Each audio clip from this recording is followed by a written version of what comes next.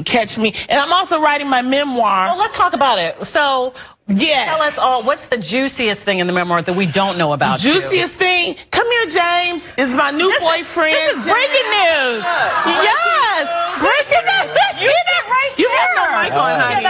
Let me. You have no mic, honey. But this is James. So we'll be talking about how you find love when you're older, because he like 55 and stuff, and he needed to find somebody, and he found me. Some of you talking about that. Yes. We're talking about my beginnings as a comedian, how I became a comic, and so it's called I Tried to Change So You Don't Have to. So I'm really excited about my new memoir. I mean, you seem so happy. And James, so I'm gonna be honest, when you were in the green one, I'm like, ooh, I wonder if James will come on. So what's this like? What is Lonnie like as a girlfriend? She's so pretty. She's amazing. And funny. She is. She's incredible. It's a great time in my life because we are having a really nice time, and